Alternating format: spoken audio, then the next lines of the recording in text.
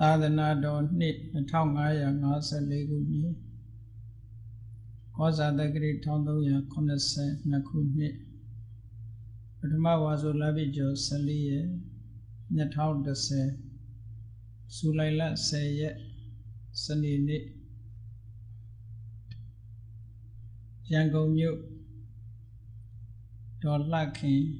ကိုကျော်သိန်းဆေးဆိုင်မင်္ဂလာစီရွှန်ဖုံးရတနာရွှေဆိုင်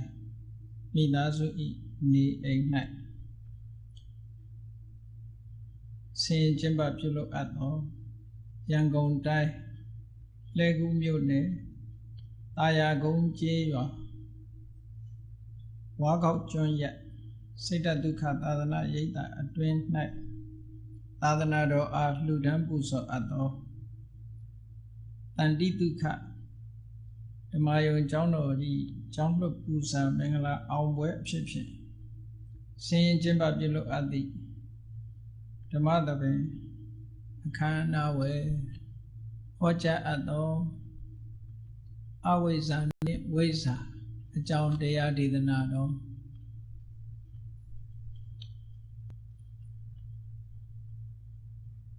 ဒီတရားဒေသနာတော်ကိုမဟောကြားမီရွှေဘုန်းတော်သခင်ရှင်တော်မြတ်ဘုရား၏မဟာကရုဏာဂုဏ်ကိုအာယုံပြုကာတည်ကျူးဖွဲ့ဆိုအပ်သောဝန္ဒနာပနာမအာတိတဂါထာကိုရွတ်ဆိုပူဇော်ပါမည်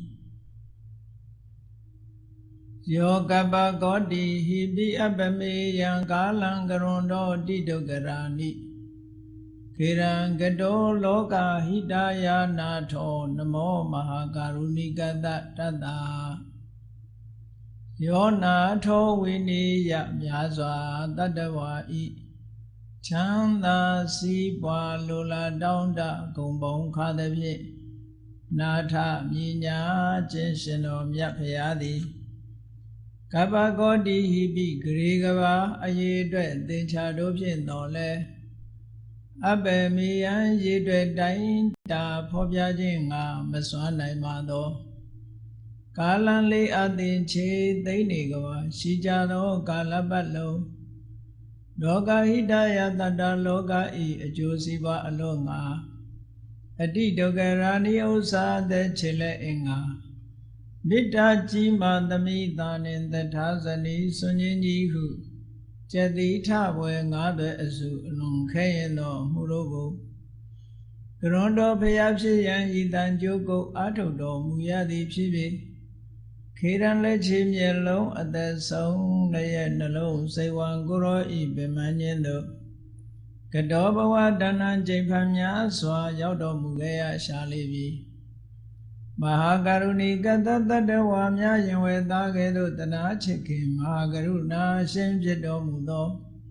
တသနာတတဝိနည်းများစွာတတ္တဝါဤ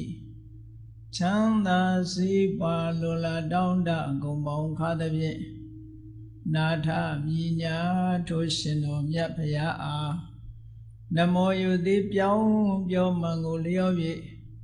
ကရောယုကျိုးရှိခိုးခြင်းသည်အထုဘဝတုစင်စစ်မသွေဖြစ်ပါစေတည်းသာဓုသာဓုသာဓု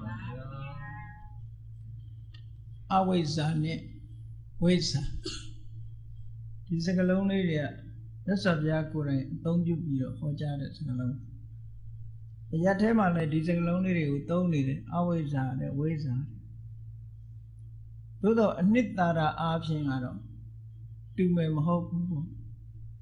မြတ်စွာဘုရားသုံးတဲ့စကားလုံးရဲ့အနှစ်သာရအမြဲတမ်းမြင်မာတယ်အမြဲတမ်းလေးနက်တယ်ပေါ့နော်ခုဝိဇ္ဇာဆိုလို့ရှိရင်လည်းတူတူပဲလို့ထင်နေကြတယ်ပေါ့အဲ့တော့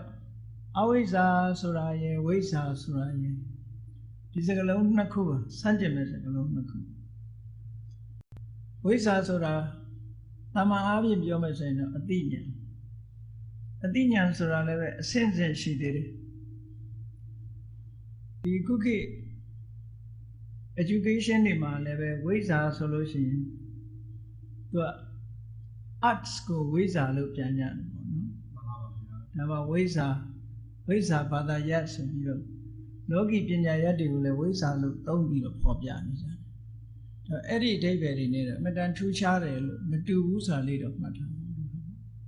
အနုဘဆိုရင်ဝိဇ္ဇာဆိုရင်ရောနေတတ်တယ်နောက်တစ်ခါလောကီပညာတစ်မျိုးဖြစ်တဲ့မန္တရပေါ့မန္တရားတွေအတတ်ပညာတွေနဲ့မောပညာအတတ်ပညာအဲ့ဒါမျိုးတွေကိုလည်းဝိဇ္ဇာလို့ခေါ်သေးတယ်။ဒါမှဝိဇ္ဇာဒုဆိုတဲ့ဝိဇ္ဇာတရဆိုတဲ့စကားလုံးတွေပါလေသုံးတာရှိတယ်။အဲ့ဒီဝိဇ္ဇာဆိုတာရဲ့အဓိပ္ပာယ်နဲ့လည်းအမှန်တန်ခြားနာတယ်လို့မှတ်ထားပါ။စကားလုံးတူပြီပဲလို့အဓိပ္ပာယ်ခြားနာတယ်လို့အဲ့ဒါတွေနဲ့ရောထွေးမသွားစီဘူးပေါ့နော်။ဒီမြတ်စွာဘုရားဟောတဲ့ဝိဇ္ဇာဆိုတဲ့ပညာရအမြဲတမ်းမှအစင်တမ်းမြင့်တယ်ဘယ်ခေတ်ဘယ်ခါကာလမှဘုရားမပွင့်ဘူးဆိုလို့ရှိရင်သိနိုင်တဲ့ပညာမဟုတ်ဘူးဘုရားပွင့်မှသိနိုင်တဲ့ပညာမျိုးဖြစ်လို့ဒီပညာကအမြဲတမ်းမှလေးနဲ့တဲ့ပညာတစ်ခုပေါ့နော်အလုံးကြားဖို့ကြလိမ့်မယ်ပုဒိအာဆိုစကလုံးပုဒိအာဆိုတာဝိဇ္ဇာ၃ပါးပဲဝိဇ္ဇာစရဏတမ္ပန္နောမှာပါတယ်ဝိဇ္ဇာ၃ပါးပုဒိအာပုဒိအာဆိုတာပုဗ္ဗေနိဝါဒနုတ္တိဝိဇ္ဇာဒိဗ္ဗစက္ခုဝိဇ္ဇာအာတဝခေယဝိဇ္ဇာလို့မြတ်စွာဘုရားအလောင်းတော်တရားဓမ္မကျင့်ကြံကြိုးကုပ်အထုတ်လိုက်တဲ့အခါအဲ့ဒီဝိဇ္ဇာဉာဏ်၃ပါးကိုမျက်မှောက်ပြုတယ်ရရှိတယ်မျက်မှောက်ပြုတယ်ဆိုတာကိုယ်တိုင်ရသွားတာပြောရသွားပြီတဲ့အခါမှာတချို့ကရတာအသုံးမချနိုင်တာရှိသေးတယ်မြတ်စွာဘုရားကတော့အဲ့ဒီဝိဇ္ဇာဉာဏ်ကြီးတွေရထားပြီးတော့အသုံးချနိုင်တယ်ပေါ့အဲ့ဒီမှာပုဆိုတာပုဗ္ဗေနိဝါဒနုတ္တိပုဗ္ဗေနိဝါဒဆိုတာဘဝမှာနေခဲ့ဘူးဖြစ်ခဲ့ဘူးတဲ့အတိတ်ကအကြောင်းအရာတွေအားလုံးကိုသိချင်တဲ့အောင်သိနိုင်တဲ့စွမ်းတတ္တိရှိတဲ့ပညာရလို့ပြောတယ်အဲ့ဒီပညာရကလည်းပဲအမှန်တမ်းအစွမ်းတက်တဲ့ပညာရဘုန်းကြီးတို့တွေဟာကြည့်လေမနေ့ကအဖြစ်ပြက်တောင်အကုန်လုံးမှတ်မိခြင်းမှမှတ်မိမှာပေါ့ဟိုအတိတ်ဘဝဆိုတာမျိုးကိုကြုံတော့ကြုံခဲ့တာပဲမနေ့ကမနေ့မိုးလင်းတဲ့အချိန်ကနေစပြီးတော့ဒီကနေ့ထိအောင်ပေါ့ကြုံခဲ့ဖြစ်ခဲ့ဘူးတာတွေကိုယ်တိုင်တွေ့ခဲ့တာတွေအများကြီးပဲပေါ့သို့တော့အဲ့ဒါတွေပြန်စဉ်းစားလို့ရှိရင်တချို့ဟာတွေပျောက်ကုန်များမရှိဘူးအသေးစိတ်မပြောနိုင်ဘူးဖြစ်တယ်မြတ်စွာဘုရားကြတော့အဲ့လိုမဟုတ်ဘူးပုဗ္ဗေနိဝါဒနုတ္တိဉာဏ်ကြီးကြတော့တတိပိရှင်နဲ့ရုပ်ပုံတော်တွေကြည့်ရတယ်လို့လွန်ခဲ့တဲ့ဘဝတွေကဖြစ်ပေါ်လာတဲ့ဟာတွေပြန်စဉ်းစားလိုက်လို့ရှိရင်အသေးစိတ်အကုန်ပြန်ပေါ်တယ်အကုန်လုံးသိနိုင်စွမ်းရှိတယ်ပေါ့နော်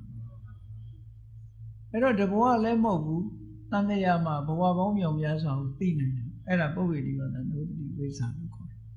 ဟိုမန္တရားအတ္တတွေဝိဇ္ဇာတို့တွေဆိုတာတွေနဲ့ဟာအမြဲတမ်းချမ်းသာတယ်အမြဲတမ်းချမ်းသာတယ်ခုခေတ်ပြောတဲ့ဝိဇ္ဇာဘွဲ့တို့မဟာဝိဇ္ဇာဘွဲ့တို့နဲ့လည်းအလွန်ချမ်းသာတယ်ဝိဇ္ဇာဘွဲ့ဆိုတာသာဝဝဲလေးသတ်မှတ်ထားတဲ့အကြောင်းအရာလေးတွေကိုဖြေနိုင်ရင်ဝိဇ္ဇာဘွဲ့ရတာပဲနောက်မဟာဝိဇ္ဇာဆိုတာလည်းကျမ်းလေးတင်ပြီးတဲ့အခါကျတော့ကိုသတ်မှတ်ထားတဲ့အဆင့်ကလေးရသွားရင်မဟာဝိဇ္ဇာဘွဲ့ရတာအဲ့ဒီဝိဇ္ဇာတွေနဲ့လည်းအလွန်ချမ်းသာတယ်ပေါ့နော်ဒါကတကယ်သိတဲ့အသိဉာဏ်တစ်မျိုးပဲနော်နောက်တစ်ခုကဒိဗ္ဗစက္ခုဝိဇ္ဇာဒိဗ္ဗစက္ခုဝိဇ္ဇာဆိုတာသမာဓိစွမ်းအားတိုးမြင့်လာလို့ပထမဇန်ဒုတိယဇန်တတိ